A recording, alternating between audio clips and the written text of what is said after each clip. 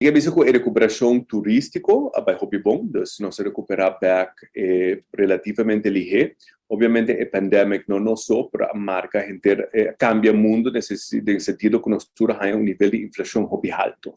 Sei que mesmo sem florin que botar o tempo para a pandemia, vale menos agora que se você em algum país está papel de inflação de 10%, depois sem florin vira 90%, o que nós estamos agora aqui hobby família, presupuesto familiar, portanto, de luna não te chega mais. Então, na placa não te chega, ou na mesera baja no consumo. Obviamente, sempre nós temos que papel de diversificação econômica, realmente, para ser suceder, nós este cambio é fundamental na econômico.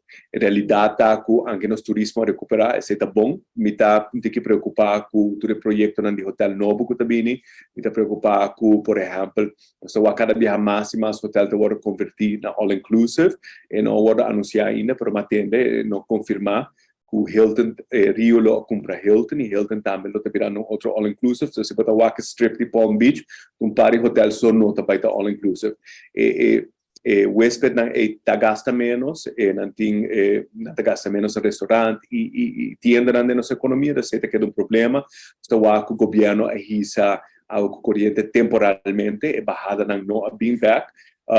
Atrove nós temos back também o gasto do setor público, também nós não baixamos o gasto e tamanho do setor público, este governo e tudo isso, também é muito difícil para nós trazer alívio para o povo e assim nossa economia mais dinâmica. Me está concedendo com o ministro Wever, ministro de Economia, a preparar 3 diferentes planos, PD, Body Landspaket, PD, sostén financeiro de Holanda, onde o plano é aprovado, ela ganha a placa. Então, por exemplo, hora de oprichting negócio, lo de melhoramento, red tape barra, por exemplo, hora que se você abre negócio no centro de Orange, no centro de San Nicolás, como estrangeiro, você pode fazer, você não ter um partner local. Então, isso cria certo incentivo para, a moveção do centro de Orange de San Nicolás, definitivamente é parte de lançar negócio, é permisso como mestre. Tudo isso está virando melhor, tem progresso de base.